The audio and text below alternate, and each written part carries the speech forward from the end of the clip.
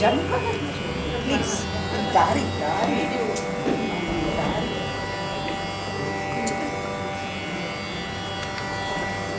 ಇನ್ನೂ ಶುರುವಾಗಿಲ್ಲ.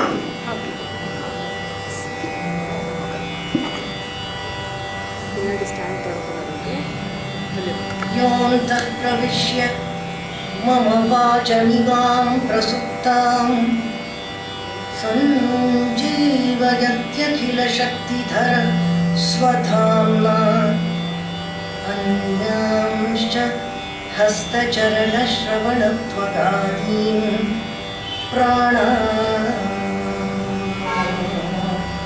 ಭಗವತೆ ಪುರುಷಾಯ ತುಭ್ಯಂ.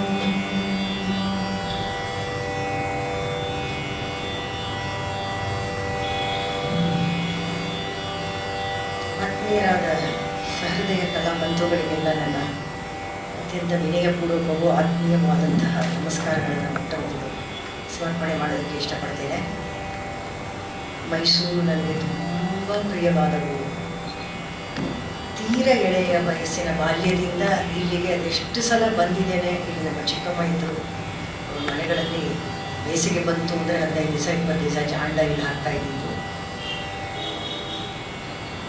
ಎಷ್ಟೋ ನನ್ನ ಆಪ್ತರಿಗೆ ಇದು ನನ್ನ ಸೂರು. ಹಾಗಾಗಿ ಇದು ಕೂಡ ಆ ಕಾರಣಕ್ಕೂ ನನಗೆ ತುಂಬ ಪ್ರಿಯವಾದದ್ದು. ಮತ್ತೆ ಮತ್ತೆ ಬರ್ತಾ ಇರ್ತೇನೆ ಇಲ್ಲಿಗೆ. ಇವತ್ತು ದೇವಗೀತಂ ಅಂತ ಒಂದು ತುಂಬ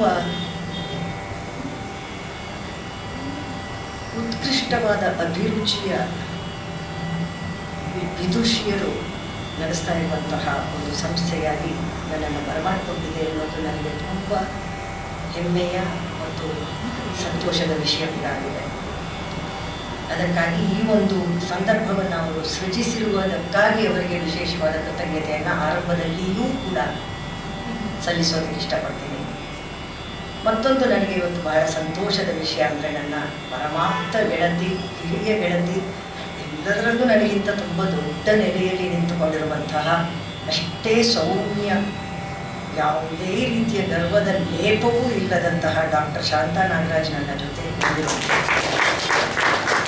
ಕೇವಲ ಗೆಳೆತನ ಅಷ್ಟೇ, ಆಪ್ತತೆ, ಅದರ ಮೇಲೆ ಏನು ನಿರೀಕ್ಷೆಯೂ ಇಲ್ಲದಂತಹ ಒಂದು ವ್ಯಕ್ತಿ. ಮತ್ತು ಇವತ್ತಿಗೆ ವಿಶೇಷವಾಗಿ ಅಂಬಾಬಾಯಿಯವರ ತಂಗಿಯ ಚಿಕ್ಕಮ್ಮನ ಮಗಳಾಗಿ ಅವರಿವತ್ತು ಏನು ತಂಗಿಯ ಮಗಳಾಗಿ ಅವರಿವತ್ತು ಎಷ್ಟು ಅಂಬಾಬಾಯಿಯವರ ಬಗೆಗೆ ಸಂಶೋಧನೆಯನ್ನು ಮಾಡಿದ್ದಾರೆ, ತಿಳಿದುಕೊಂಡಿದ್ದಾರೆ, ಅದಕ್ಕಾಗಿ ಎಷ್ಟು ಶ್ರಮಪಟ್ಟಿದ್ದಾರೆ ಅನ್ನೋದನ್ನು ಹೇಳೋದಕ್ಕೆ ನನಗೆ ಸಾಕಷ್ಟು ಸಮಯ ಹಿಡಿಯುತ್ತೆ. ಯಾಕೆಂದರೆ ಅವರು ಅಂಬಾಬಾಯಿಯವರು ಓಡಾಡಿದ ಎಲ್ಲ ಸ್ಥಳಗಳಿಗೆ ಅವರಿವಾಗ ಭೇಟಿ ಕೊಟ್ಟಿದ್ದಾರೆ. ಈ ಕಳೆದ ಹಲವಾರು ವರ್ಷಗಳಲ್ಲಿ ಅವರು ತಿಳಿದಿರಬಹುದಾದ, ಅವರು ಭೇಟಿ ಕೊಟ್ಟಿರಬಹುದಾದ ಮನೆಗಳಿಗೆ ಹೋಗಿ ಅಲ್ಲಿ ಈಗ ಇರುವಂಥವರು ಅವ್ರನ್ನ ಕಂಡಿದ್ದಿರಬಹುದಾದಂಥವರ ಬಗೆಗೆ ತಿಳ್ಕೊಂಡು, ಇದೇನು ಸಾಧಾರಣವಾದ ಕೆಲಸ ಅಲ್ಲ. ಸುಮ್ಮನೆ ನಾವು PhD ಅಂದರೆ ಫೀಲ್ಡ್ ಸ್ಟಡಿ ಅಂತೆಲ್ಲ ಹಾಕ್ಬಿಡ್ತೀವಿ ದೊಡ್ಡದಾಗಿ, ಆದರೆ ನಿಜವಾದ ಫೀಲ್ಡ್ ಸ್ಟಡಿ ಅಂದರೆ ಇದು. ಅವರು ಬಾಳಿ ಬದುಕಿದಂತಹ ಒಂದೊಂದು ಕ್ಷಣದ ಪುನರ್ನಿರ್ಮಿತಿಗೆ ಏನೇನು ಮಾಡಬಹುದು ಅದನ್ನು ಅವರು ಮಾಡಿದ್ದಾರೆ, ಶ್ರಮ ಪಟ್ಟಿದ್ದಾರೆ. ಹಾಗಾಗಿ ಅವರಿಗೆ ನಾನು ವಿಶೇಷವಾದಂಥ ಕೃತಜ್ಞತೆಯನ್ನು, ಈ ವಯಸ್ಸಿನಲ್ಲೂ ಅವರು ನನ್ನ ಜೊತೆ ಬೆಂಗಳೂರಿನಿಂದ ಪ್ರಯಾಣ ಮಾಡಿ ಇವತ್ತು ರಾತ್ರಿ ಬಹಳ ಲೇಟ್ ಆಗುತ್ತೆ ಮನೆಗೆ ಹೋಗುವಂಥದ್ದು, ಅದನ್ನು ಸಹಿಸಿಕೊಂಡು ಬಂದಿದ್ದಾರೆ. ಅದಕ್ಕಾಗಿ ಅವರಿಗೆ ಒಂದು ಕೃತಜ್ಞತೆಯನ್ನು ಸಲ್ಲಿಸಬೇಕು. ಅವರ ಮೂಲಕ ಅವರ ಗುರುಗಳಿಗೆ ಇವತ್ತಿನ ಈ ಅಂಬಾಬಾಯಿಯವರ ಹಿದರ್ ಟು ನಾಟ್ ಸೋ ಫೆಮಿಲಿಯರ್ ಅಂತ ಒಂದು ಅಜ್ಞಾತ ನೆಲೆಯಲ್ಲಿಯೇ ನಿಂತಿರಬಹುದಾದಂತಹ ಅಂಬಾಬಾಯಿಯಂತಹ ಒಂದು ಶ್ರೇಷ್ಠ ಪ್ರತಿಭೆಯನ್ನು ಜಗತ್ತಿಗೆ ದೊಡ್ಡ ರೀತಿಯಲ್ಲಿ ಪರಿಚಯಿಸುವ ಪ್ರಾಮಾಣಿಕ ಪ್ರಯತ್ನವನ್ನು ಮಾಡಿದವರು ಅವರ ಗುರುಗಳಾದ ಡಾಕ್ಟರ್ ಅನಂತ ಪದ್ಮನಾಭರಾಯರು. ಮಡ್ರಾಸ್ನ ಮ್ಯೂಸಿಕ್ ಅಕಾಡೆಮಿಯಲ್ಲಿ ಅದನ್ನು ಪಬ್ಲಿಷ್ ಮಾಡಿದಾಗ ಅಲ್ಲೊಂದು ಪವರ್ ಪಾಯಿಂಟ್ ಪ್ರೆಸೆಂಟೇಷನಲ್ಲಿ ಅವರ ಚಿತ್ರವನ್ನು ಕೂಡ ಹಾಕಿದ್ದೆ, ಭಾವಚಿತ್ರವನ್ನು ಹಾಕಿದ್ದೆ. ಆದರೆ ಅವರು ಇವರ ಮನೆಯಲ್ಲಿ ಅಡ್ಡದ ಮೇಲೆ ಇದ್ದಂತಹ ಕಡತಗಳಲ್ಲಿ ಯಾರದ್ದು ಏನು ಅದರ ಬೆಲೆಯೂ ಗೊತ್ತಿಲ್ಲ. ಯಾಕೆಂದರೆ ಇವರು 2-3 ವಯಸ್ಸಾಗಿತ್ತಷ್ಟೇ ಅಂಬಾಬಾಯಿಯವರು ತೀರಿಕೊಂಡಾಗ. ಹಾಗಾಗಿ ಇವರು ನೇರವಾಗಿ ಅವರ ಪರಿಚಯ ಇಲ್ಲ, ಕಂಡದ್ದಿಲ್ಲ. ಅಡ್ಡದ ಮೇಲೆ ಇದೆ ಒಂದಷ್ಟೇ ಅಲ್ಲ, ಆದರೆ ಅದರ ಮೌಲ್ಯ ಏನು ಅನ್ನುವಂಥದ್ದನ್ನು ಅರಿಯಬೇಕಾದರೆ ವಿದ್ವಾನೇವ ವಿಜಾನಾತಿ ವಿದ್ವಜ್ಜನ ಪರಿಶ್ರಮ. ಅದರ ರತ್ನವನ್ನು ಪರೀಕ್ಷೆ ಮಾಡಬೇಕಾದ್ರೆ ರತ್ನ ಪರೀಕ್ಷಕನಿಗೆ ಸಾಧ್ಯ, ಎಲ್ಲರಿಗೂ ಆಗೋದಿಲ್ಲ. ಅದು ನೋಡಿದ್ರೆ ಫಳಫಳ ಅನ್ನೋದೆಲ್ಲ ರತ್ನ ಅಂತ ಬೇಕಾದ್ರೆ ನಾವು ನಮ್ಮಂಥವ್ರು ಹೇಳ್ಬೋದೇನೋ. ಅವರು ಅದನ್ನು ಗುರುತಿಸಿ ಕರ್ನಾಟಕ ಗೆಜೆಟಿಯರಲ್ಲಿ ಅವರ ಹೆಸರು ಬರುವಂತೆ ಮಾಡಿದರು. ಅದು ಹೇಗೋ ಅಂಬಾಬಾಯಿಯವರ ಒಂದು ಮಾಯಾಜಾಲದಲ್ಲಿ ನಾನು ಅವರು ಸಿಕ್ಕಾಕೊಂಡ್ರು. ಅದು ಸುಮಾರು 2002ನೇ ಇಸವಿ, 2000 ಇಸವಿಯ ಆರಂಭದಲ್ಲಿ ಇದು ಒಂದು ನಡೆಯಿತು. ಅವರು ಒಂದು ಚಿಕ್ಕ ಪುಸ್ತಕವನ್ನು ಹೊತ್ತಿಗೆಯನ್ನು ತರಬೇಕು, ಅವರ ಒಂದು 60 ರಚನೆಗಳನ್ನು ಸಾಹಿತ್ಯ ಮಾತ್ರ ಒಳಗೊಂಡಂತಹ ರಚನೆಗಳ ಒಂದು ಪುಸ್ತಕವನ್ನು ತರಬೇಕು. ಇದರಲ್ಲಿ ಏನಾದರೂ ಒಂದಷ್ಟಕ್ಕೆ ರಾಗ ಹಾಕಿ ಹಾಡಬಹುದಾ ನೋಡಿ ಅಂತ ಕೊಟ್ಟರು. ಒಂದು 10 ರಚನೆಗಳನ್ನು ಆಯ್ದುಕೊಂಡೆ. ನನ್ನ ಸುಮಾರು 6-8 ಶಿಷ್ಯರಿಗೆ ಒಂದೊಂದು ರಚನೆಯನ್ನು ಕೊಟ್ಟು, ನೀವು ಈ ರಾಗದಲ್ಲಿ ಇದನ್ನು ಹೇಗೆ ಕಲ್ಪಿಸ್ಕೊಳ್ಬೋದು ನೋಡ್ಕೊಂಡು ಬನ್ನಿ ಅಂತ ಹೇಳಿದೆ. ಕೆಲವರು ತೆಗೆದುಕೊಂಡು ಬಂದರು ಒಂದೊಂದೊಂದು ಸಾಲು. ಅದರಲ್ಲಿ ಕೆಲವು ಮಾತ್ರ ನಾನು ಹೇಳುವಾಗ ಹೇಳ್ತೇನೆ ಯಾರು ಅದರ ಆರಂಭದ ಸಾಲನ್ನು ಸಂಗೀತಕ್ಕೆ ಒಳಪಡಿಸಿದ್ದಾರೆ ಅಂತ. ಅದು ಎಷ್ಟು ಸುಂದರವಾಗಿ ಕೂತ್ಕೋತು ಅಂತ ಹೇಳಿದ್ರೆ, ಪರಿಷ್ಕಾರದ ಕಾರ್ಯವನ್ನು ಮಾತ್ರ ನಾನು ಅಲ್ಲಿಂದ ಮುಂದಕ್ಕೆ ಕೆಲವಕ್ಕೆ ಮಾಡಿದ್ದೇನೆ. ಇನ್ನು ಕೆಲವು ಸಂಪೂರ್ಣವಾಗಿ ನನ್ನದೇ ಒಂದು ರಾಗ ಸಂಯೋಜನೆಯಲ್ಲಿ ಮೂಡಿಬಂದಿದೆ. ಆ ರಚನೆಗಳನ್ನು ಹಾಡಿ ನನ್ನ ಶಿಷ್ಯರು ಈ ಪುಸ್ತಕವನ್ನು ಲೋಕಾರ್ಪಣೆ ಮಾಡಿದಂಥವರು ನನ್ ಲೆಸ್ ದ್ಯಾನ್ ಅಂತ ಹೇಳಬೇಕು, ವಿದ್ಯಾಲಂಕಾರ ಪ್ರೊಫೆಸರ್ ತಂದೆ ಎಸ್.ಕೆ. ರಾಮಚಂದ್ರರಾಯರು ಈ ಪುಸ್ತಕವನ್ನು ಬಹಳ ಒಳ್ಳೆಯ ಮಾತುಗಳನ್ನು ಆಡಿದ್ರು. ಇದು ಮತ್ತೆ ಎಷ್ಟು ಬರಬೇಕು ಅಂತ. ಅದಾದಮೇಲೆ ನೋಡಿ ಅದರ ಸಮಗ್ರ ವಿಸ್ತೃತ ರೂಪ ಇವತ್ತು ನಮಗೆ ಲಭ್ಯ ಇದೆ. ಅಂಬಾಬಾಯಿಯವರ ಎಲ್ಲ ರಚನೆಗಳನ್ನು ಒಳಗೊಂಡಂತಹ ಪುಸ್ತಕ ಇವತ್ತು ಇಲ್ಲಿ ನಮಗೆ ಲಭ್ಯ ಇದೆ. ಅದನ್ನು ಕುರಿತು ಅವರು ಮಾಡಿರುವ PhD ಪ್ರಬಂಧ, ಅವರು ಇವತ್ತು ಡಾಕ್ಟರೇಟ್ ಬಂದಿರೋದು ಎಂಥ ಹೆಮ್ಮೆಯ ವಿಷಯ ನೋಡಿ. ಈ ಆಮೂಲಾಗ್ರವಾದಂತಹ ಸಂಶೋಧನೆಯ ಪ್ರತಿಫಲವಾಗಿ ಅವರಿಗೆ ದೊರೆತಂತಹ ಡಾಕ್ಟರ್ ಶಾಂತಾನಂದ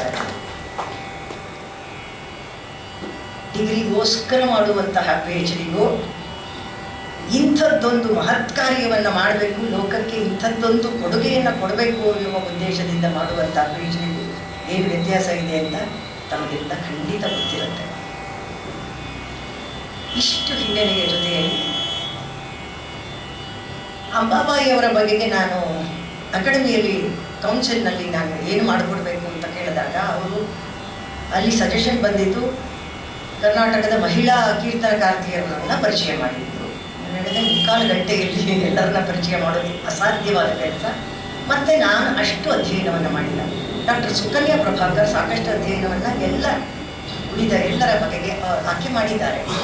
ನಾನು ವಿಶೇಷವಾಗಿ ಅಧ್ಯಯನ ಅಂತ ಹೇಳಿದ್ರೆ ಮಿಕ್ಕ ವಿಷಯ ಅಲ್ಲ, ನನಗೆ ನೇರವಾಗಿ ಸಂಗೀತಕ್ಕೆ ಒದಗುವಂತಹ ಅವರ ಗೀತಗಳು, ರಚನೆಗಳು, ಇದು ನನ್ನ ಆಸಕ್ತಿಯ ಒಂದು ಪರಿಧಿ. ಹಾಗಾಗಿ ನಾನು ಅಂಬಾಬಾಯಿಯವರ ಬಗೆಗೆ 1.5 ಗಂಟೆ ಕಾರ್ಯಕ್ರಮ ಮಾಡಿಕೊಡ್ತೀನಿ. 1.5 ಗಂಟೆ ಅಲ್ಲಿ ಕೊಡೋದಿಲ್ಲ, 3/4 ಗಂಟೆಯಲ್ಲಿ ಮಾಡಿಕೊಡ್ತೀನಿ. ಹಾಗಾಗಿ ಅದನ್ನೆಲ್ಲ ಒಂದಿಷ್ಟು ಹಿಡಿತಿದ್ದು ಎಷ್ಟು ಸಾಧ್ಯವೋ ಅಷ್ಟು 3 ಚರಣದ ಕಡೆಯಲ್ಲಿ ಒಂದೇ ಚರಣ, 10 ಹಾಡುಗಳಲ್ಲಿ 7 ಹಾಡು, ಹೀಗೆ ಮಾಡಿ ಚಿಕ್ಕದಾಗಿ ಅಂಥದ್ರಲ್ಲಿ 57 ನಿಮಿಷ ಅವರ ಸೌಜನ್ಯದಿಂದ ನೀವು ಕ್ಯಾಂಟೀನ್ 10 more minutes ಅಂದರು. ಹಾಗಾಗಿ 57 ನಿಮಿಷಗಳಲ್ಲಿ ಅದನ್ನು ಪ್ರಸ್ತುತಿಪಡಿಸಿ ಬಂದದ್ದಾಯಿತು. ತುಂಬ ತೃಪ್ತಿ ಕೊಟ್ಟ ಕಾರ್ಯಕ್ರಮ ಅದು ಕೂಡ ಆಗಿತ್ತು ಅಂತ ಹೇಳ್ತೀನಿ. ಈ ಮಾತು ಯಾಕೆ ಹೇಳ್ತಾ ಇದ್ದೀನಿ ಅಂತ ಹೇಳಿದ್ರೆ, ಅಂಬಾಬಾಯಿಯವರ ವಿಶೇಷತೆ ಉಳಿದ ಕೀರ್ತನಕಾರ್ತಿಯರಿಗಿಂತ ಭಿನ್ನವಾಗಿದೆ ಅನ್ನೋದನ್ನು ತಿಳ್ಕೊಳ್ಬೇಕು. ಗಲಗಲಿಯವ ಆಗಲಿ, ಹರಪನಹಳ್ಳಿ ಭೀಮವ ಆಗಲಿ, ಆ ದೊಡ್ಡ ಕೀರ್ತನಕಾರ್ತಿಯರು ಇವರಿಗಿಂತ ಹಿಂದಿದ್ದಂಥವರು ಕೂಡ ಉತ್ಕೃಷ್ಟವಾದ ರಚನೆಗಳನ್ನು ನಮಗೆ ಕೊಟ್ಟಿದ್ದಾರೆ. ಆದರೆ ಅವರಲ್ಲಿ ಯಾರೂ ಕೂಡ ಈ ಸಂಖ್ಯೆಯ ಈ ಒಂದು ಗುಣಮಟ್ಟದ ರಚನೆಗಳನ್ನು ಕೊಟ್ಟದ್ದಾಗಲಿ, ಎಲ್ಲಕ್ಕಿಂತ ಹೆಚ್ಚಾಗಿ ಒಂದು ರಾಮಾಯಣ ಕಾವ್ಯವನ್ನು ಕುಸುಮ ಷಟ್ಪದಿಯಲ್ಲಿ 2051 ಪದ್ಯಗಳ ರೂಪದಲ್ಲಿ ರಚನೆ ಮಾಡುವ ಕವಯಿತ್ರಿಯಾಗಿ ಆಗಲಿ ಅವರು ನಮಗೆ ಪರಿಚಯ ಆಗಲಿಲ್ಲ. ಮೊಟ್ಟ ಮೊದಲ ಕನ್ನಡ ಕವಯಿತ್ರಿ ಅಂದರೆ, ಕವಯಿತ್ರಿ ಅಂದರೆ ಯಾವ ಅರ್ಥದಲ್ಲಿ? ಮಹಾಕಾವ್ಯವನ್ನು ರಚನೆ ಮಾಡಿದವರು. ಆ ಅರ್ಥದಲ್ಲಿ ಕುವೆಂಪು ಅವರಿಗಿಂತ 15 ವರ್ಷ ಹಿಂದೆಯೇ ಅವರು ರಚನೆ ಮಾಡಿದ್ದಾರೆ ಅಂದರೆ ನೋಡ್ಕೊಳ್ಳಿ. ರಾಮಾಯಣ, ಇಡೀ ರಾಮಾಯಣ ಅದರೊಳಗೆ ಕುಸುಮ ಷಟ್ಪದಿ ಒಂದು ಕನ್ನಡದ ಸಾಹಿತ್ಯ ಕ್ಷೇತ್ರಕ್ಕೆ ಒಂದು ವಿಶಿಷ್ಟವಾದಂತಹ ಒಂದು ಛಂದೋಬಂಧ. ಅದರಲ್ಲಿ ಆಕೆ ರಚನೆ ಮಾಡಿದ್ದಾರೆ. ಇಷ್ಟಕ್ಕೆ ಅವರಿಗೆ ಇದ್ದಂತಹ ಎಕ್ವಿಪ್ಮೆಂಟ್ ಅಥವಾ ಎಜುಕೇಷನ್ ಏನು ಅಂತ ಕೇಳಿದ್ರೆ ಬೆರಗಾಗದೇ ಇರೋದಕ್ಕೆ ಸಾಧ್ಯ ಇಲ್ಲ. ಆಕೆ 1902ರಲ್ಲಿ ಅತ್ಯಂತ ಶಿಷ್ಟವಾದಂತಹ ಒಂದು ತುಂಬ ಸಾಂಪ್ರದಾಯಿಕವಾದ ಮಾಧ್ವ ಕುಟುಂಬದಲ್ಲಿ ಹುಟ್ಟಿದ್ರು ಕೂಡ ಅವರಿಗೆ 10 ವಯಸ್ಸಿನವರೆಗೆ ವಿದ್ಯಾಭ್ಯಾಸ ಮಾಡುವ ಅವಕಾಶವನ್ನು ಅವರ ತಂದೆ ಅವರ ಅಸಾಧಾರಣವಾದ ನಿಶಿತಮತಿಯನ್ನು ಗಮನಿಸಿ ಕೊಡಿಸಿಕೊಟ್ಟರು ಅಂತ. ಆದರೆ 10ನೇ ವರ್ಷ ಅಂದರೆ 4ನೇ ಕ್ಲಾಸ್, 4ನೇ ಇಯತ್ತೆ, ಅಷ್ಟರೊಳಗೆ ಮದುವೆ ಗೊತ್ತಾಯಿತು, ಮದುವೆ ಆಯಿತು. ಇಷ್ಟೇ ಅವರ ಓದು ಅನ್ನೋದು, ಫಾರ್ಮಲ್ ಎಜುಕೇಷನ್ ಇಷ್ಟೇ, 4ನೇ ಇಯತ್ತೆ. ಆಮೇಲೆ 12ನೇ ವಯಸ್ಸಿನಲ್ಲಿ ಆ ಪ್ಲೇಗ್ಗೆ ಅವರ ಪತಿ ಹಾಗೂ ತಂದೆ ಇಬ್ಬರು ಒಂದೇ ದಿನ ಕಾಲವಶವಾಗಿತ್ತು. ಒಂದು ಅನಾಥ ಶಿಶು ಆಕೆ, ಹುಡುಗಿ ಕೂಡ ಅಲ್ಲ. ಅಲ್ಲಿಂದ ಮುಂದಕ್ಕೆ ಅನೇಕ ಕಷ್ಟ ಬವಣೆಗಳು, ಅದನ್ನು ಹೇಳೋದಕ್ಕೆ ಸಾಧ್ಯವಿಲ್ಲ, ಅಸಹನೀಯವಾದದ್ದು. ತವರು ಮನೆ ಅಂತ ಹೇಳ್ಕೊಳ್ಳೋದಕ್ಕೆ ಅಲ್ಲಿ ಬಂದರೆ ಬರೀ ವಿಧವೆಯರು. ಅವರ ಮಧ್ಯದಲ್ಲಿ ಈ ಪುಟ್ಟ ಬಾಲಕಿ ಯಾವ ರೀತಿ ತನ್ನ ಜೀವನವನ್ನು ನಡೆಸಬೇಕು ಅಂತ ಹೇಳಿದ್ರೆ ಬೇರೆಯವರ ಸೇವೆಯಲ್ಲಿಯೇ ನಡೆಯಬೇಕು ಬದುಕು. ಇಲ್ಲದೇ ಇದ್ರೆ ನಾನು ತಿಂದ ಅನ್ನದ ತುತ್ತು ಅಗಳು ನನಗೆ ಅರಗಬೇಕಲ್ಲ, ಇದು ನನ್ನದಾಗಬೇಕಾದ್ರೆ ನಾನೇನಾದರೂ ಅದಕ್ಕೆ ಮಾಡಬೇಕು ಅಂದಾಗ ಅಷ್ಟು ಪುಟ್ಟ ವಯಸ್ಸಿನ ಮಗುವಿನ ಮನಸ್ಸಿನಲ್ಲಿ ಒಂದು ಸೇವಾ ಭಾವ ಯಾವ ರೀತಿಯಲ್ಲಿ ಜಾಗೃತವಾಯಿತು ಅಂದರೆ ಅದು ಅಕೃತ್ರಿಮವಾಗಿತ್ತು. ಇಡೀ ಜೀವನ ಹಾಗೆ ಆ ಸೇವಾ ಭಾವವನ್ನು ಇಟ್ಕೊಂಡು ಅಗತ್ಯ ಬಿದ್ದಾಗಲೆಲ್ಲ ಅವರ ತಂಗಿಯ ಮನೆಯ ಮಕ್ಕಳಿಗೆ ಬಾಣಂತನ ಮಾಡುವಂಥದ್ದು ಎಲ್ಲವನ್ನ ಅವರು ಮಾಡಿದ್ದಾರೆ. ಮಕ್ಕಳಿಗೆ ಸ್ನಾನ ಮಾಡಿಸೋದ್ರಿಂದ ಹಿಡಿದು ಎಲ್ಲ ಕಾರ್ಯಗಳನ್ನು ಅವರು ಮಾಡಿಕೊಟ್ಟು ಸಹಾಯ ಮಾಡಿದ್ದಾರೆ. ಆದರೆ ಎಲ್ಲವೇ ಅಹಮಿಕೆಯ ಸೊಲ್ಲು ಇಲ್ಲದೆ ಮಾಡಬೇಕಾದ್ರೆ ಅದು ಸಂಪೂರ್ಣವಾಗಿ ಅದರಲ್ಲಿ ಒಂದು ತೃಪ್ತಿಯನ್ನು ಮತ್ತು ಸಾರ್ಥಕ್ಯವನ್ನು ಕಾಣುವಂತಹ ಭಾವ ಅದು. ನಾನು ಅಂಬಾಬಾಯಿಯವ್ರನ್ನ ಹೇಗೆ ಅಂತ ಹೇಳಿದ್ರೆ ಫ್ಲ್ಯಾಟ್ ಅಂತಾರಲ್ಲ ಆ ಥರ, ಐ ಆಮ್ ಫ್ಲ್ಯಾಟ್ ಬಿಫೋರ್. ಅದಕ್ಕೆ ಕಾರಣ ನನಗೆ ಬೆರಗು. ಏಕೋರಸ ಕರುಣ ಏವ ಅಂತ ಭವಭೂತಿ ಹೇಳ್ತಾನೆ ಉತ್ತರಾರ್ಧ ಚರಿತ್ರದಲ್ಲಿ. ತುಂಬ ಕರುಣರಸವನ್ನು ಅತ್ಯಂತ ಅದ್ಭುತವಾಗಿ ಪ್ರತಿಪಾದಿಸ್ತಾ ಹೇಳ್ತಾನೆ. ಒಂದು ಕರುಣರಸ ಅನ್ನೋದೇ ಬಹುಶಃ ಜಗತ್ತಿನ ಅತ್ಯಂತ ಶ್ರೇಷ್ಠತಮವಾದ ರಸ ಅಂತ ನಾನು ಹೇಳ್ತೀನಿ. ಏಕೋರಸ ಅದ್ಭುತ ಏವ. ಎಲ್ಲಿಯವರೆಗೆ ನಮ್ಮಲ್ಲಿ ಯಾವೊಂದು ವಿಸ್ಮಯ ಇರುತ್ತೆ ಅಂದರೆ ಪಾಸಿಟಿವ್ ವಂಡರ್ ಅಂತ, ಇದು ಹೀಗೂ ಉಂಟ, ಹೀಗೂ ಇರೋದಕ್ಕೆ ಸಾಧ್ಯನಾ ಜನ ಅನ್ನುವಂತಹ ಬೆರಗು ನಮಗೆ ಎಲ್ಲಿಯವರೆಗೆ ಇರುತ್ತೆ ಅಲ್ಲಿಯವರೆಗೆ ನಮ್ಮ ಮುಂದೆ ಒಂದು ಆದರ್ಶ ಸೃಷ್ಟಿಯಾಗಿರುತ್ತೆ, ಒಂದು ಪ್ರತಿಮೆ ಸೃಷ್ಟಿಯಾಗುತ್ತೆ. ಅನುಕರಣೀಯವಾದಂತಹ ಒಂದು ಆದರ್ಶಮಯವಾದಂತಹ ಬದುಕು ವ್ಯಕ್ತಿತ್ವ ನಮ್ಮ ಕಣ್ಣ ಮುಂದೆ ತೆರ್ಕೊಳ್ಳುತ್ತೆ. ಆ ಕಾರಣಕ್ಕಾಗಿ ನನಗೆ ಅಂಬಾಬಾಯಿ ತುಂಬ ಇಷ್ಟ. ತುಂಬ ಜನ ಅವ್ರದ್ದು ಜೀವನ ಗೋಳುನೋ ಇಲ್ಲ, ಆ ಗೋಳನ್ನು ಅವರು ನಿಭಾಯಿಸಿದ ಬಗೆ ಏನು ಅದನ್ನು ನಾವು ಮರಿಬಾರದು.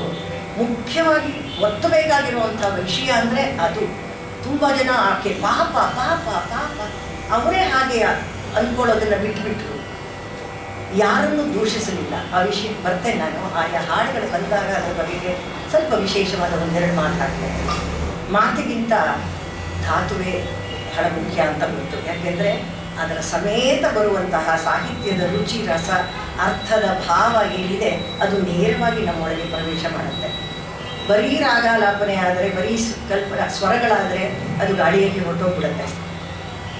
ಯಾವುದೋ ಒಂದು ಸಂಸ್ಕಾರ ರೂಪವಾದ ಸಣ್ಣ ಪ್ರಮಾಣದ ಒಂದು ಪರಿವರ್ತನೆ ನಮ್ಮಲ್ಲಿ ಆಗ್ಬೋದು. ಆದರೆ ನಿಜವಾದ ಅಂತರಂಗದ ಪರಿವರ್ತನೆ ಒಳಗಿನಿಂದ ನಮ್ಮ ಬದುಕಿನಲ್ಲೂ ಏನಾದರೂ ಆಗಬೇಕು, ವ್ಯಕ್ತಿತ್ವದ ಸುಧಾರಣೆ ಆಗಬೇಕು, ವಿಕಾಸ ಆಗಬೇಕು ಅಂದರೆ ಸಾಹಿತ್ಯಕ್ಕೆ ಹೆಮ್ನ ಪರಮಾಮೋದ. ಆ ಸಾಹಿತ್ಯವನ್ನು ಅಂಥ ಸುಮಧುರವಾದ, ಲಲಿತವಾದ, ಹೃದಯವಾದ, ಅನುದ್ವೇಗಕಾರಿಯಾದಂತಹ ಉತ್ತಾರಕವಾದ ಸಂಗೀತದ ಜೊತೆಯಲ್ಲಿ ಸವಿಯಬೇಕು.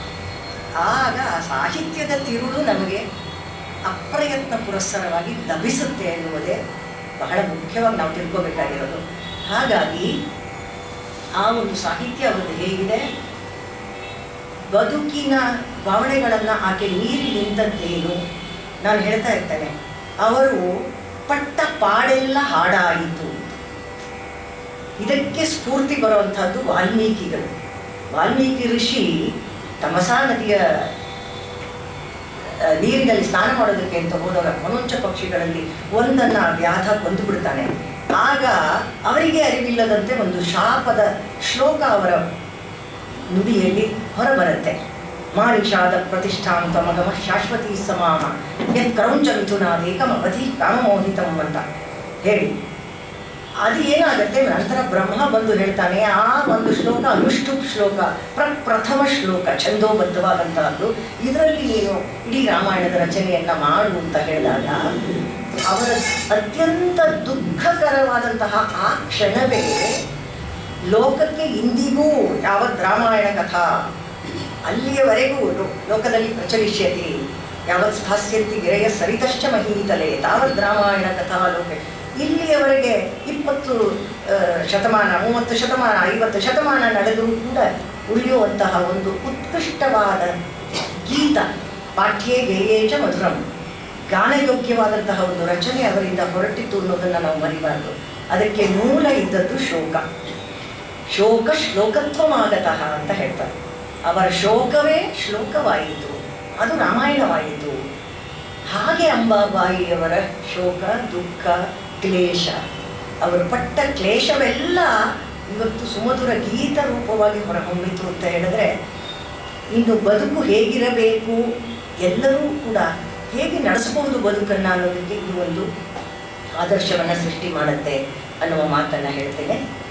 ಅವರು ಅನೇಕ ರಚನೆಗಳನ್ನು ಮಾಡಿದ್ದಾರೆ, ದೇವತಾ ಸ್ತುತಿ ಮಾಡಿದ್ದಾರೆ. ಸುಮ್ಮನೆ ಒಂದು ಪಟ್ಟಿ ಅಂತ ಮಾಡೋದಾದರೆ ಬೇಕಾದಷ್ಟು ಇಲ್ಲಿ ಮಾಡಿಟ್ಟಿದ್ದೀನಿ. ಯಾವುದ್ರ ಬಗ್ಗೆ, ಗಣಪತಿ ಮೇಲೆ 1 ಮಾಡಿದ್ದಾರೆ, ಶ್ರೀಹರಿಯ ಮೇಲೆ 102, ಮಹಾಲಕ್ಷ್ಮಿಯ ಮೇಲೆ 12, ಅದನ್ನು ಒಂದು ಹಾಡ್ತಾರೆ. ಆಮೇಲೆ ವಾಯುದೇವರು ಅವರ ಅವತಾರ 27 ಮಾಡಿದ್ದಾರೆ, ಭಾರತೀ ದೇವಿ ಮೇಲೆ 3, ಶೇಷ ರುದ್ರ 7, ಹೀಗೆ ಇದೀಗ ಸ್ಟ್ಯಾಟಿಸ್ಟಿಕ್ಸ್. ಇದು ಒಂದು ಮತ್ತೆ ಕುತೂಹಲಕಾರಿಯಾದಂತಹ ವಿಷಯಗಳಿವೆಲ್ಲ ಅಷ್ಟೇ ಹೊರತು ಇದರಿಂದ ಅವರ ರಚನೆಯ ಮೌಲ್ಯವನ್ನು ಅಳೆಯೋದಕ್ಕಾಗಲ್ಲ, ಸಂಖ್ಯೆ ಅಷ್ಟೇ. ಆದರೂ ಅದು ಕೂಡ ಪ್ರಾಲಿಫಿಕ್, ಎಷ್ಟು ರಚನೆಗಳನ್ನು ಮಾಡಿದ್ದಾರೆ. ನರಸಿಂಹದೇವರ ಮೇಲೆ ರಚನೆ ಮಾಡಿದಾರಲ್ಲ, ಆ ರಚನೆಯಿಂದ ಪ್ರಾರಂಭ ಮಾಡೋಣ. ನರಸಿಂಹದೇವರು ಅವರು ತುಂಬ ಪ್ರಿಯನಾದಂತಹ ಅವತಾರ, ನಮಗೂ ಕೂಡ. ಯಾಕೆಂದರೆ ಶಿಷ್ಟ ಸಂರಕ್ಷಣೆ, ದುಷ್ಟ ಶಿಕ್ಷಣೆಯ ಅತ್ಯಂತ ಘೋರವೂ ಕರುಣಪೂರಿತವಾದಂತಹ 2 ವಿರುದ್ಧವಾದಂತಹ ಭಾವಗಳನ್ನು ಒಟ್ಟಿಗೆ ಒಪ್ಪಿಸುವಂಥದ್ದು. ಒಂದು ಅದ್ಭುತ, ವಿಸ್ಮಯ, ಇನ್ನೊಂದು ಹೇಳಿದ್ದೇನೆ ಘೋರ, ಅದು ಭಯಾನಕವಾದ ರೂಪ. ಆದರೆ ಕರುಣರಸ, ಅಲ್ಲಿ ಪೂರ್ಣ ಭಕ್ತಿಗೆ ಒಲಿದಂತಹ ಪರಮಾತ್ಮನ ಆ ರೂಪ, ಮತ್ತೆ ಒಂದು ಹೇಗೆ ಶಾಂತನಾದ ಅನ್ನೋದನ್ನು ಒಂದು ಕಥಾತ್ಮಕವಾದ ರೀತಿಯಲ್ಲಿ ಈ ಗೀತೆಯಲ್ಲಿ ಅವರು ಕಟ್ಟಿಕೊಡ್ತಾರೆ. ಇದಕ್ಕೆ ಮೊದಲ ಒಂದು ಸಾಲು, ಉದ್ಭವಿಸಿದ ಕಂಬನಿ ಶ್ರೀ ನಾರಸಿಂಹ ಅಂತ ಒಂದು ಸಾಲನ್ನು ಸ್ವರಪಡಿಸಿದ್ದು ನನ್ನ ಅತ್ಯಂತ ಹಿರಿಯ ಶಿಷ್ಯ ಅರ್ಚನಾ ಪೂಜ್, ವಿದುಷಿ ಅರ್ಚನಾ ಪೂಜ್. ನಂತರ ಅದರ ಪರಿಷ್ಕೃತ ರೂಪವನ್ನು ಇವತ್ತು ಇವರು ಹಾಡ್ತಾ ಇದ್ದಾರೆ, ಕೇಳಿ.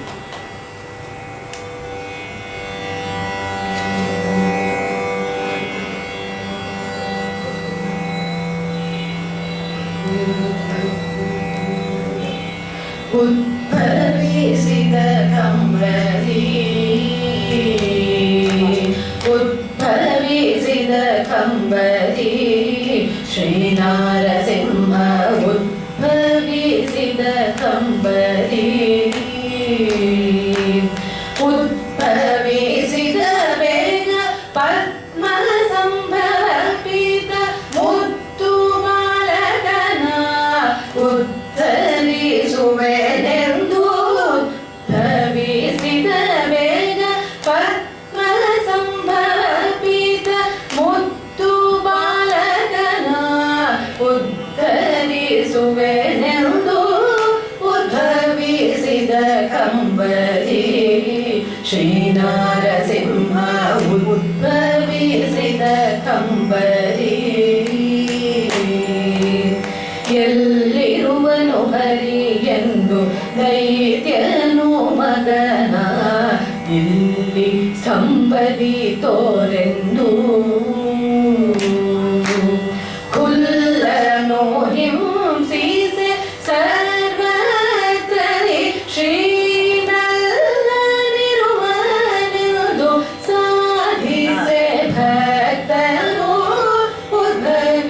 ಉದ್ಭವಿಸಿದ ಕಂಬರಿ ಶ್ರೀನಾರಸಿಂಹ ಉದ್ಭವಿಸಿದ ಕಂಬರಿ ಸುರರು ಜಯ ಜಯವೆನ್ನುತ್ತ ಪೊಗಳುತ್ತಲೀರೆ ನರಹರಿ ಉಗ್ರವ ತಾಳುತ್ತ ಸುರರು ಬೆದರಿ ಪ್ರಹ್ಲಾದನ ಕಳುಹಲು ಕರಿಗಿರಿ ನರಹರಿ ಶಾಂತ ನೆನೆಸಿದ ಉದ್ಭವಿಸಿದ ಕಂಬರಿ ಶ್ರೀನಾರಸಿಂಹ ಉದ್ಭವಿಸಿದ ಕಂಬರಿ ತಾಪವಡಗಿತು ಜಗದಲ್ಲಿ ತಾಪವಡಗಿತು ಜಗದಲ್ಲಿ ವರಭಕ್ತನಿಂದ ಶ್ರೀಪತಿ ಲಘುಮಿ ಸಹಿತಲಿ ಗೋಪಾಲ ಕೃಷ್ಣ ವಿಠಲ ಗುರುವರದ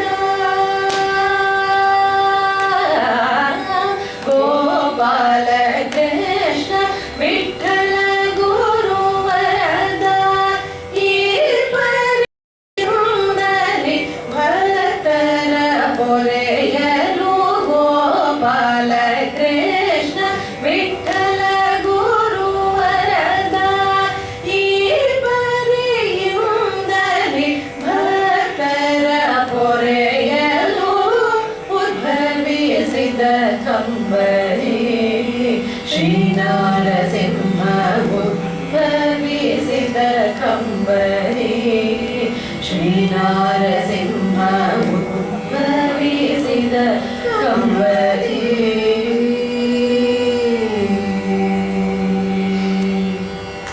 ಉದ್ಭವಿಸಿದ ಕಂಬದಿ ಶ್ರೀ ಕಂಬದಿ ಅಂತ ಅವರು ಕಂಬದಿ ಹೇಳದ ಕಂಬದಿ ಅಲ್ಲಿ ಮಹಾಪ್ರಾಣ ಅಲ್ಲಿ ಉತ್ಪ್ರೇಕ್ಷೆಗೆ ಅವಕಾಶ ಆಗಬೇಕು ಅಂತ ಅದ್ಭುತವಾದಂತಹ ಆಕೃತಿ ಇರುವ ಅದರಿಂದ ಕಂಬ ಕಂಬ ಕಂಬ ಮಹಾಪ್ರಾಣ ಕಂಬದಿ ದ್ವಿತೀಯಾಕ್ಷರ ಪ್ರಾಸ ನೋಡಿ ಉದ್ಭವಿಸಿದ ಮುದ್ದು ಎಲ್ಲಿರುವನು ಇಲ್ಲಿ ಕುಲ್ಲನು ನನ್ನಲ್ಲಿರುವನೆಂದು ಸುರರು ನರಹರಿ ಸುರರು ಕರಿಗಿರಿ ತಾಪ ಶ್ರೀಪತಿ ಗೋಪಾಲ ಈ ಪರಿ ದ್ವಿತೀಯಾಕ್ಷರ ಪ್ರಾಸ ಇದು ಸಾಮಾನ್ಯವಾಗಿ ನಮ್ಮ ಪೂರ್ವಿಕರ ಎಲ್ಲ ದಾಸ ಸಾಹಿತ್ಯದ ರಚನೆಗಳಲ್ಲಿ ಕಾಣುವಂಥದ್ದು. ಇದು ಏನು ತುಂಬ ಸುಲಭವಾಗಿ ಬಂದ್ಬಿಡುತ್ತೆ ಅಂತಲ್ಲ, ಆ ಒಂದು ಸ್ಪಾಂಟೇನಿಟಿ ಅಥವಾ ಸದ್ಯೋಜಾತವಾಗಿ ಅದು ಹುಟ್ಟಬೇಕಾದ್ರೆ ಅದರ ಹಿಂದೆ ಸಿಕ್ಕಾಪಟ್ಟೆ ದೊಡ್ಡ ಪ್ರತಿಭೆಯ ಒಂದು ಶಕ್ತಿ ಇರಬೇಕಾಗುತ್ತೆ. ಅದು ಅವರಿಗಿತ್ತು. ಇದು ಒಂದು ಹೇಳ್ತಾ ಇರೋದು ಉದ್ದಕ್ಕೂ ನೀವು ಇನ್ನ ಮೇಲೆ ಗಮನಿಸ್ಬೋದು. ಮತ್ತೆ ನಾನೇನು ಹೇಳಬೇಕಾದ ಕಾರಣ ಗೋಪಾಲಕೃಷ್ಣ ವಿಠಲ ಇದು ಅವರ ಅಂಕಿತ. ಅದು 2 ಸಲ 3 ಸಲ ಬರುವ ಹಾಗೆ ಹಾಡಿದರವರು, ಅದು ಅವರ ಅಂಕಿತ. ಅದನ್ನು ಕೊಟ್ಟಂಥವರು ಮುದ್ದು ಮೋಹನ ದಾಸರು, ಮಹಾಮಹಿಮರು. 100 ಶಿಷ್ಯರಿಗೆ ಅವರು ಹರಿದಾಸ ದೀಕ್ಷೆಯನ್ನು ಕೊಟ್ಟವರು. ಮೊದಲೇ ಹೇಳಿದ ಹಾಗೆ ನೆಲಗಲಿಯವ ಆಗಬಹುದು ಅಥವಾ ಹರಪನಹಳ್ಳಿ ಭೀಮವ, ಎಳವನಕಟ್ಟೆ ಗಿರಿಯಮ್ಮ, ಈ ಎಲ್ಲ ಮಹಿಳಾ ಕೀರ್ತನಕಾರ್ತಿಯರಲ್ಲಿ ಯಾರೂ ಕೂಡ ಈ ರೀತಿಯಾದ ಒಂದು ಶಾಸ್ತ್ರ ವಿದ್ಯುಕ್ತವಾದಂತಹ ಹರಿದಾಸ ದೀಕ್ಷೆಯನ್ನು ಪಡೆದವರಲ್ಲ. ಹರಿದಾಸ ದೀಕ್ಷೆಯನ್ನು ಪಡೆದು ಯಾಯಿವಾರವನ್ನು ಮಾಡುವಂಥದ್ದು, ಅಂದರೆ ತಾಳ ತಂಬೂರಿ ಗೆಜ್ಜೆಯನ್ನು ಕಟ್ಟಿಕೊಂಡು ಮುಂಚವೃತ್ತಿಯಲ್ಲಿ ಭಿಕ್ಷಾಟನೆ ಮಾಡಿ ಅದರಲ್ಲಿ ಬಂದಂತಹ, ಅಂದರೆ ಯಾರೋ ಕೊಟ್ಟದ್ದು, ನಾನು ಅಡುಗೆ ಮಾಡಿಕೊಂಡು ಉಣ್ಣುವಂಥದ್ದು, ಸಂಪಾದನೆ ಮಾಡಿ ತಂದು ತಿನ್ನುವಂಥದ್ದಲ್ಲ.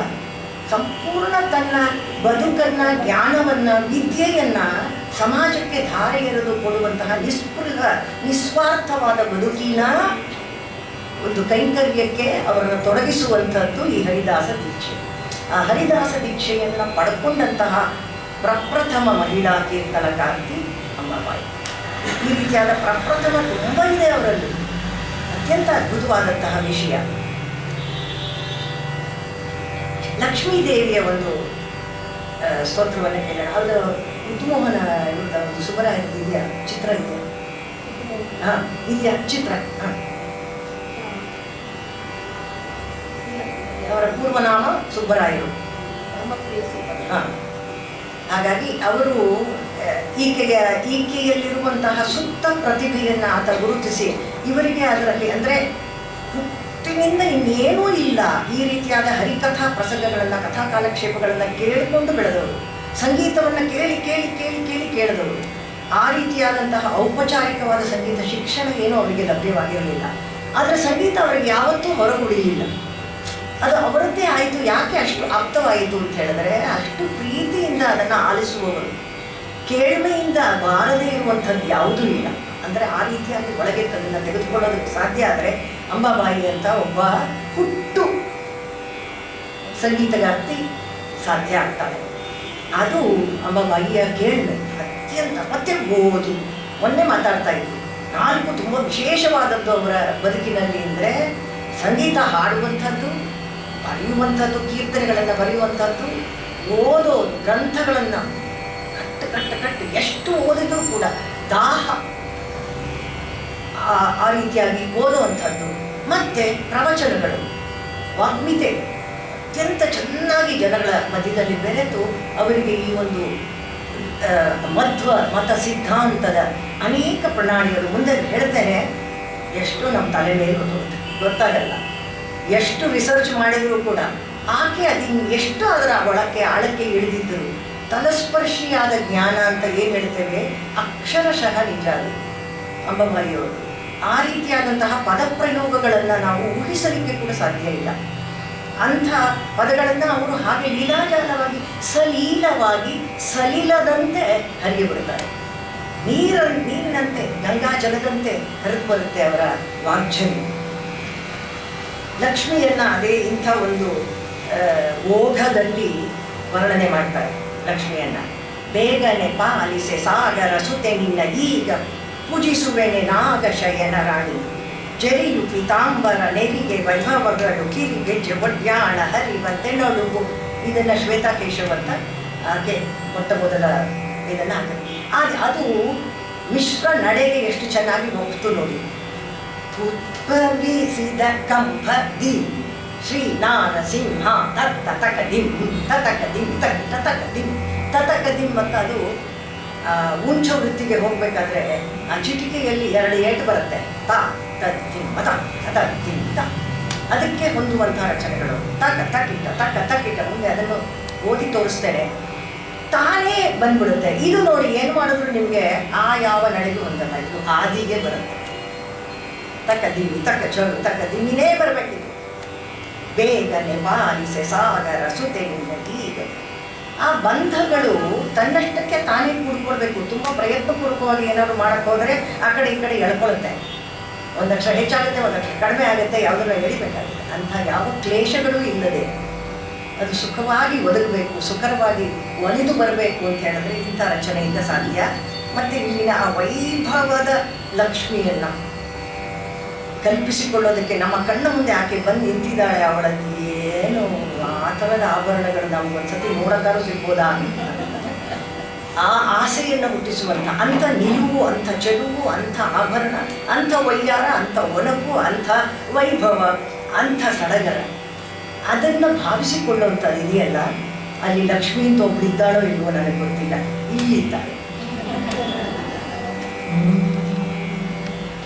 ಬೇಗನೆ ಪಾಲಿಸೆ ಸಾಗರ ಸುತೆ ನಿನ್ನ ಈಗ ಪೂಜಿಸುವೆನೆ ನಾಗಶಯನ ರಾಣಿ. ಬೇಗನೆ ಪಾಲಿಸೆ ಸಾಗರ ಸುತೆ ನಿನ್ನ ಈಗ ಪೂಜಿಸುವೆನೆ ನಾಗಶಯನ ರಾಣಿ. ಬೇಗನೆ ಪಾಲಿಸೆ ಜರಿಯು ಪೀತಾಂಬರ ನೆರಿಗೆ ವೈಭವಗಳು ಕಿರುಗೆ ಜವಡ್ಯಾಣ ಹರಿಯಂತೆ ನಡುವು. ಒಬ್ಬರಿಂದಲೇ ಜರಿ ಕೂಪ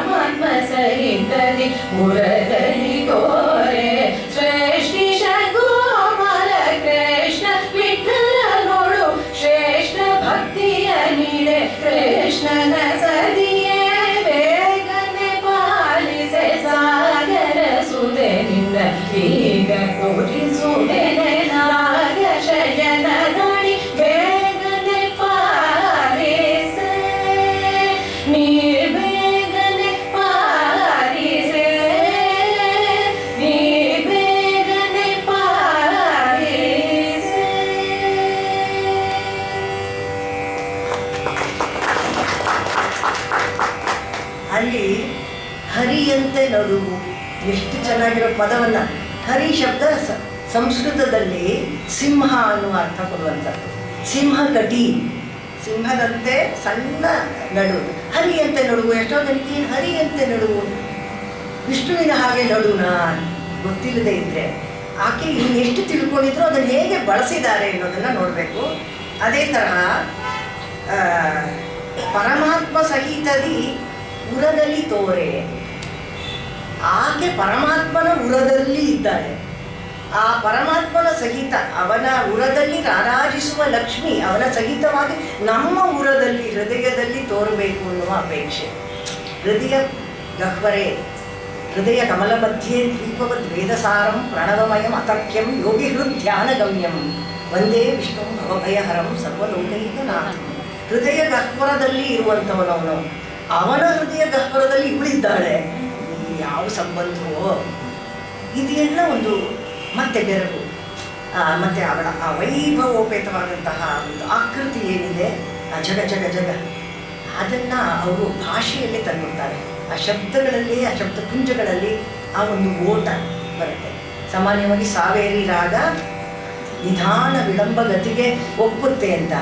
ಇಲ್ಲಿ ನೋಡಿದ್ರೆ ಅದು ಯಾವ ರಾಗ ಅಂತ ನಾವು ತಲೆ ಕೂಡ ಕೆಡಿಸ್ಕೋಬೇಕಾಗಿಲ್ಲ. ನಾನು ನಿಜವಾಗ್ಲೂ ಹಾಗೆ ಹೇಳ್ತೇನೆ. ಕೆಲವು ಸಲ ಆ ರಾಗ, ಸಾಹಿತ್ಯದ ಭಾವ, ಅದರ ಅರ್ಥ ಯಾವ ರೀತಿ ಒಟ್ಟಿಗೆ ಪಾಕವಾಗುತ್ತೆ ಅಂದರೆ ಅದು ಪಾಕ. ಅದನ್ನು ರುಚಿ ಸವಿಬೇಕೇ ಹೊರತು ಇದರಲ್ಲಿ ಎಷ್ಟು ಮೆಣಸಿನ ಪುಡಿ ಇದೆ, ಅದಕ್ಕೆ ಎಷ್ಟು ಬೆಲ್ಲ ಹಾಕಿದ್ದೀವಿ, ಅದನ್ನು ಹೊಡೆಯೋಕ್ಕೆ ಇನ್ನೆಷ್ಟು ಹುಳಿ ಬಿದ್ದಿದೆ, ಯಾವ ಚಿಂತನೆ ಕಲ್ಪನೆ ಇಲ್ಲದೆ ಅದರ ಸವಿ ಮಾತ್ರ ಸವಿಯುವಂಥ ಒಂದು ಸಂದರ್ಭ ಒದಗಿದರೆ ಅದು ನಿಜವಾಗ್ಲೂ ಭಾಗ್ಯ ಅಂತ. ಅಂಥದ್ದೊಂದು ಬೇಗನೆ ಪಾಲಿಸೆ ಸಾಗರ ಸುತ್ತೆ.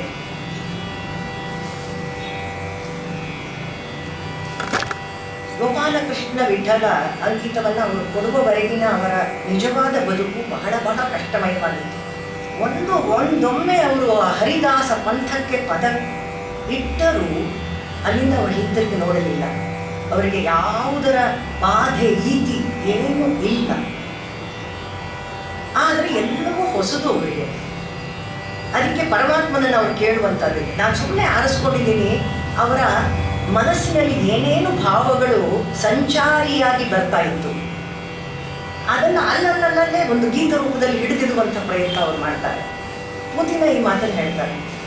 ಅವ್ರಿಗೆ ಆ ಥರ ಉಕ್ಕಿ ಬರುವಂತಹ ಸ್ವರ ಸಂದರ್ಭಗಳಂತೆ. ಎಲ್ಲೋ ಟ್ರೈನಲ್ಲಿ ಹೋಗ್ಬೇಕಾದ್ರೆ, ಎಲ್ಲೋ ಮಲ್ಕೊಂಡಿರ್ಬೇಕಾದ್ರೆ ಅದೆಲ್ಲ ಬರೋದಂತೆ ಗಾಳಿಯಲ್ಲಿ. ಎಷ್ಟನ್ನೋ ಹಿಡ್ಕೊಳ್ಳೋ ಪ್ರಯತ್ನ ಮಾಡಿದ್ದೀನಿ, ಕೆಲವೊಂದು ಹಿಡಿಯೋಕ್ಕಾಗಿದೆ. ಇನ್ನೆಷ್ಟೋ ಗಾಳಿಯಲ್ಲಿ ಹಾರಾಡ್ತಾ ಇದೆ. ಯಾವುದೋ ಪುಣ್ಯಶಾಲಿಗೆ ಅದು ಸಿಗಲಿ ಬಿಡಿ. ಎಷ್ಟು ಒಳ್ಳೆಯ ಮಾತುಗಳು, ನಮಗೆಷ್ಟು ಲಭ್ಯವೋ ಅಷ್ಟು ಅಂತ.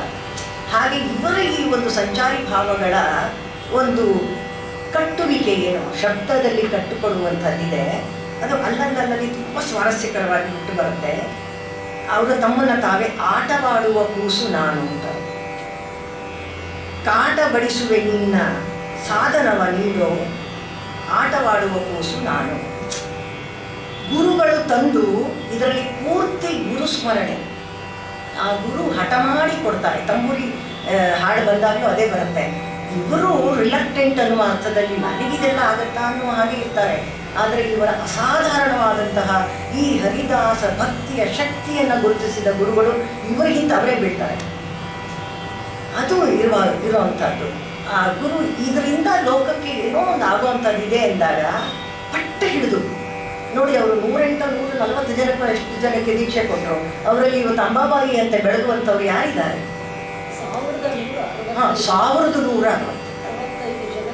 1165 ಸಂಖ್ಯೆ ಬಿಡಿ.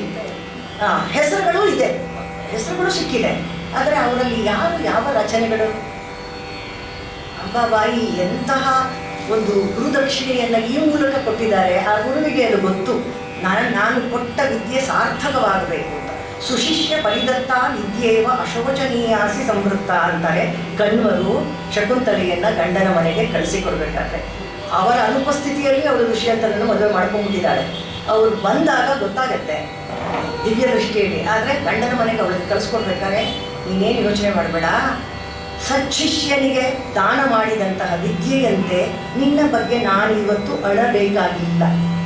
ಅಶೋಚನೀಯಾಸಿ ಸಂವೃತ್ತ, ನೀನು ಶೋಚನೀಯಳಾಗಿಲ್ಲ.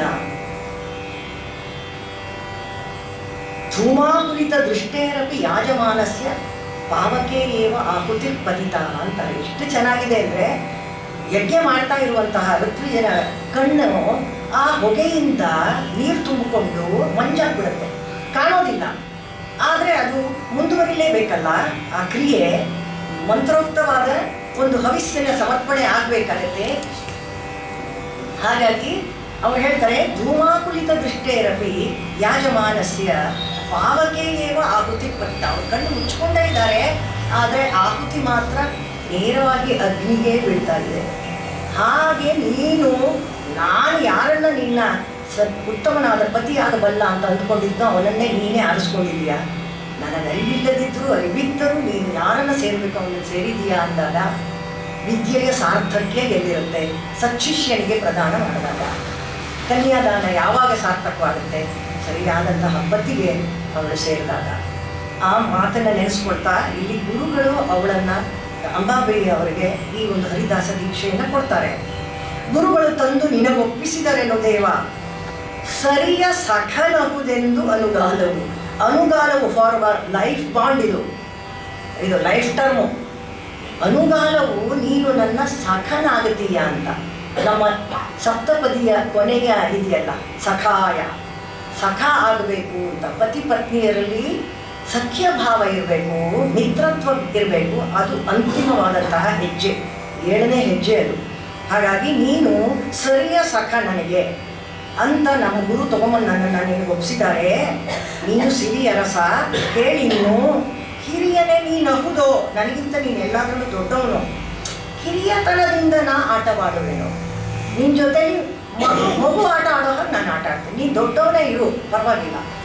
ಹೃದಯವೆಂಬ ಪುಟ್ಟ ಮನೆಯ ಕಟ್ಟಿ ಅಲ್ಲಿ ಮುದದಿಂದ ಅಷ್ಟದಳ ಪದುಮ ರಚಿಸಿ ಒದಗಿ ಬರುತ್ತಿಹ ದುಷ್ಟ ಅರಿಗಳ ನೆನುಗುತ್ತಿ ಪದುಮನಾಭನೆ ನಿನ್ನ ಜೊತೆಯವರೊಡನೆ ಆಟವಾಡುವ ಕೂಸು ನಾನು. ನೀನು ಎಷ್ಟೋ ಸತಿ ಸಿಗಲ್ಲ, ನಿನ್ನ ಜೊತೆಯಲ್ಲಿ ಇದ್ದಾರಲ್ಲ ಅವ್ರ ಜೊತೆಲಾದರೂ ಆಟ ಆಡ್ತಿರ್ತೀನಿ ನಾನು. ಎಷ್ಟು ಜನ ಸ್ನೇಹಿತರೋ ಈ ಮನೆಯೊಳಗೆಲ್ಲೋ ದೇವ, ಪುಟ್ಟನಾಗಿರುವೆ ನಾನೆಲ್ಲರಿಗೆ ಇಂದು. ಕೊಟ್ಟರೆ ಸಲಕರಣೆ ಆಟವಾಡುವೆ ಅಳದೆ, ಶ್ರೇಷ್ಠ ಶ್ರೀ ಗೋಪಾಲಕೃಷ್ಣ ವಿಠಲನೆ ಆಟವಾಡುವ ಕೂಸು ನಾನು. ಇದನ್ನು ಅಮೇರಿಕದಲ್ಲಿ ಇವತ್ತು ಕೆನಡಾದಲ್ಲಿರುವಂತಹ ರೂಪಶ್ರೀ ಸತೀಶ್ ಅನ್ನುವಂಥ ನನ್ನ ಶಿಷ್ಯೆ ಆರಂಭದ ಸಾಲುಗಳನ್ನು ಮಾಡಿಕೊಟ್ಟು ಪರಿಷ್ಕಾರದ ಕಾರ್ಯ ಮಾತ್ರ ನಾನು ಮಾಡಿದ್ದೇನೆ. ಆಟವಾಡುವ ಕೂಸು ನಾನು,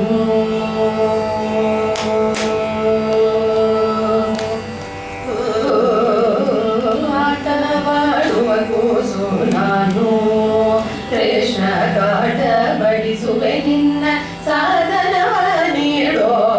ಆಟವಾಡುವ ಕೂಸು ನಾನು, ಕೃಷ್ಣ ಕಾಟ ಬಡಿಸುವೆ ನಿನ್ನ ಸಾಧನವ ನೀಡೋ. ಆಟವಾಡುವ ಕೂಸು ನಾನು.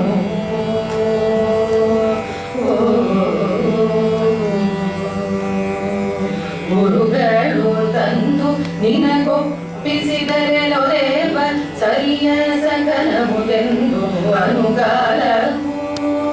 ಗುರುಗಳು ತಂದು ನಿನಗೊಪ್ಪಿಸಿದರೆ ಲೊರೆವ ಸರಿಯ ಸಕಲವುದೆಂದು ಅನುಗಾಲವು.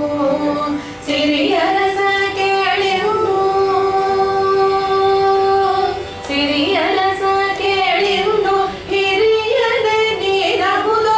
ಕಿರಿಯತನದಿಂದ ಆಟವಾಡುವೆನೋ, ಆಟವಾಡುವ ಕೂಸು ನಾನು. ಕೃಷ್ಣ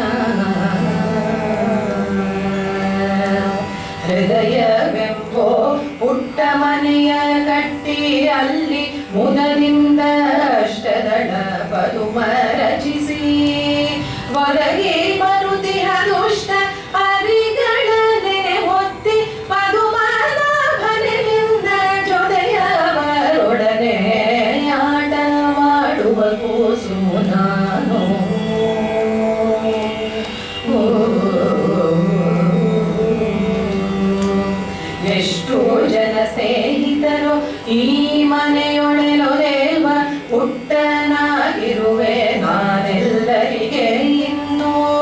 ಕೊಟ್ಟರೆ ಸಲಕರಣೆ ಆಟವಾಡುವೆ ಅಣದೆ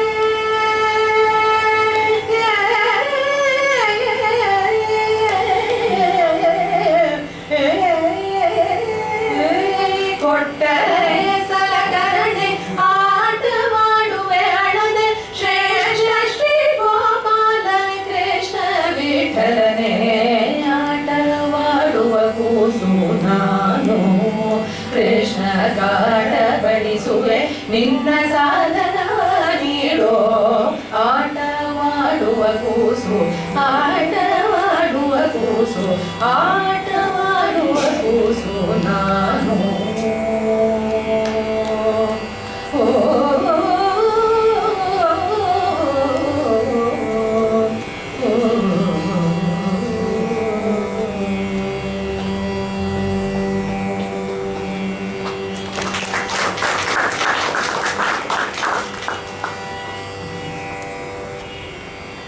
ಏನು ಮುಗ್ಧತೆ. ಆಟವಾಡುವ ಕೂಸು ನಾನು ಅಂದರೆ ಆ ಆಟ ಯಾರ ಜೊತೆಲಿ ಆಡೋದು ಅನ್ನೋದು, ಅಂತಿಂತ ಅವರ ಜೊತೆಯಲ್ಲಿ ಅಂತಿಂತ ಆಟ ಅಲ್ಲ ಅದು.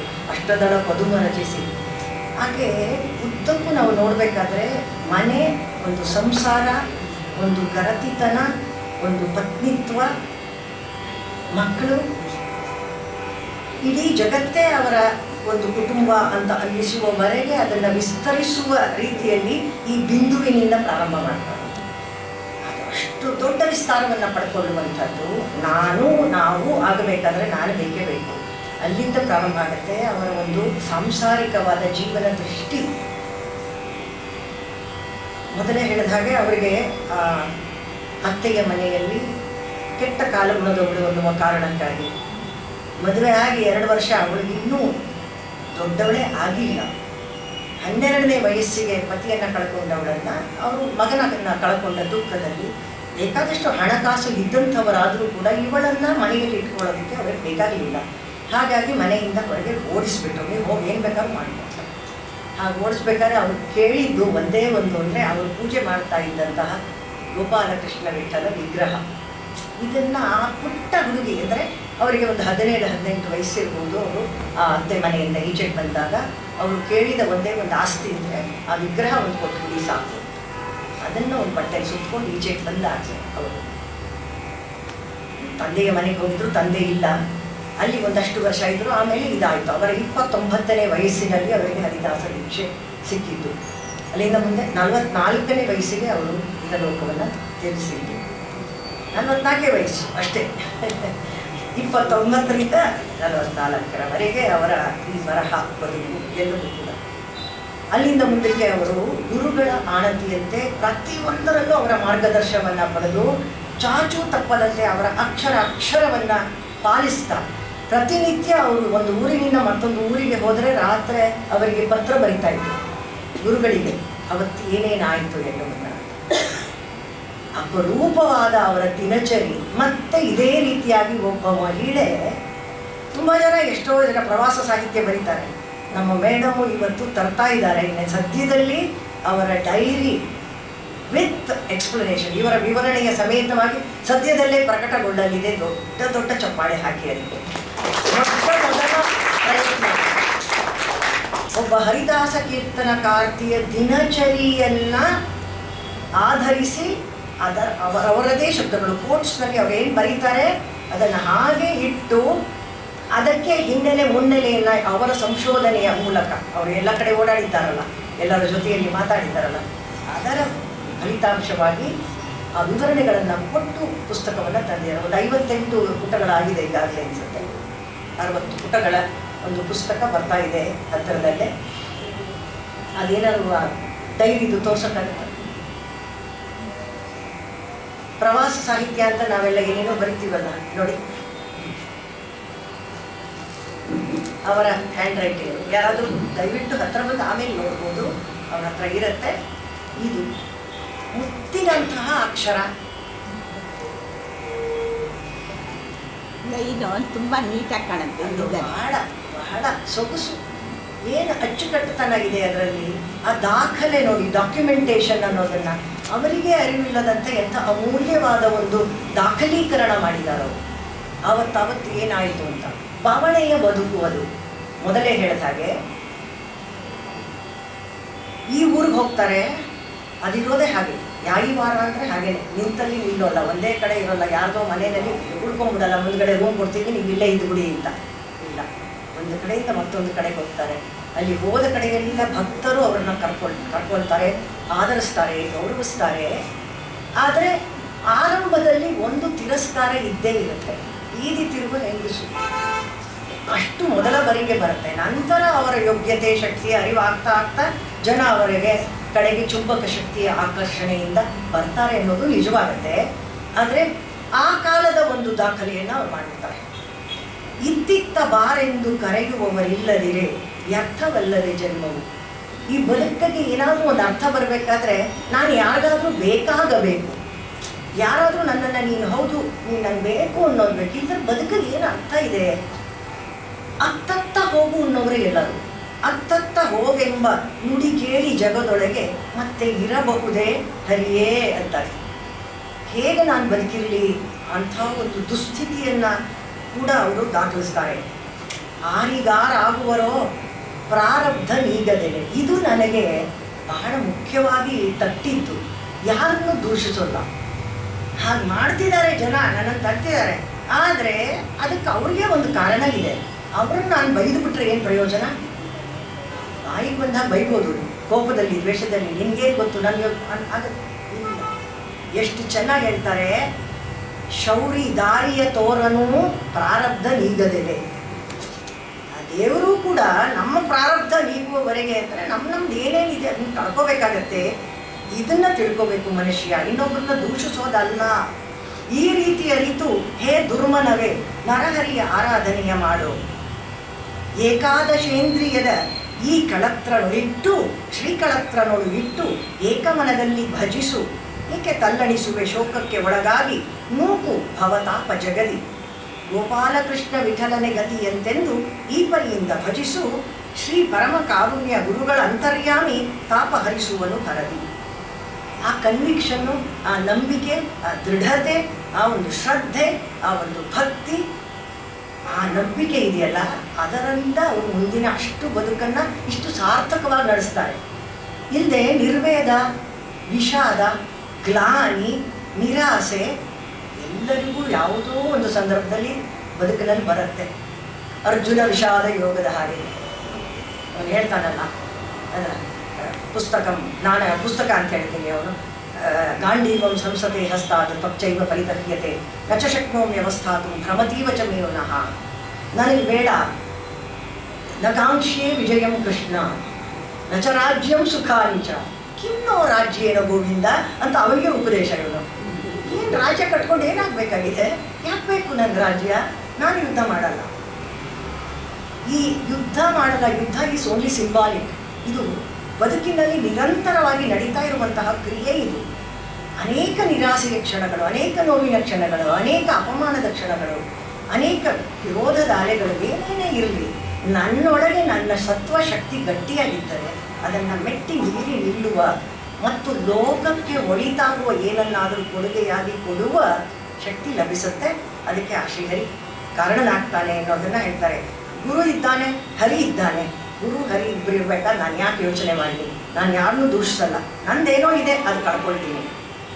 ಆದರೆ ಏನು ಮಾಡಲಿ ಅನ್ನುವ ಒಂದು ಆ ರಿಫ್ರೈನ್ ಇದೆಯಲ್ಲ, ಅದು ಆರಂಭದಲ್ಲಿ ಇತ್ತಿತ್ತ ಬಾರೆಂದು.